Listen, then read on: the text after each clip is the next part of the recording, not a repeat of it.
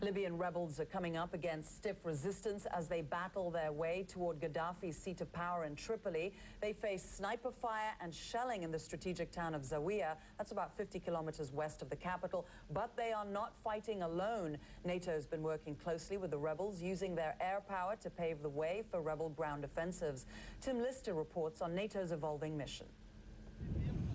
It began as a mission to prevent a massacre as pro-Gaddafi forces advanced on Benghazi in March.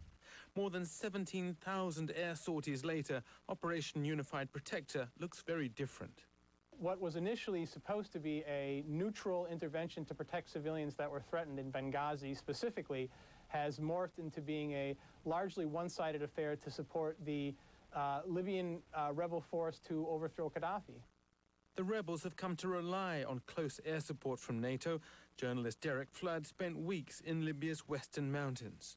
I found that the rebels had become almost overly dependent on NATO to where they wouldn't act without NATO actually softening up the targets first.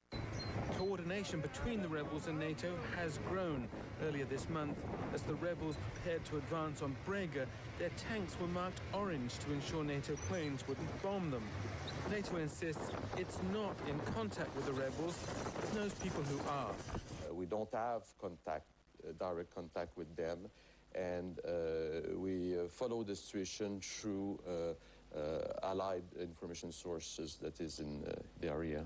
Those allied information sources are probably retired special forces soldiers or contractors, eyes on the ground to avoid civilian casualties and better target Qaddafi units. Western air forces don't bomb without that sort of direct ability to visualize the battlefield, especially when the regime has placed so many of its assets, military and political assets, within civilian protected areas. At sea, NATO warships operate a blockade to prevent Qaddafi from importing anything that could help his war effort. But in May, they allowed this rebel tugboat to ship weapons and explosives from Benghazi to help defend Misrata, because the journey was between two Libyan ports. Then there's the strange case of the Cartagena, a Libyan government oil tanker.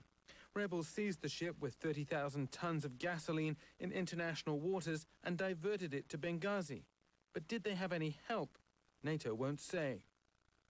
Running out of specifically military targets, NATO planners have turned to hitting infrastructure, such as Libyan TV, saying it was used to incite violence, and the radar at Tripoli airport. NATO officials say operations will continue for as long as it takes.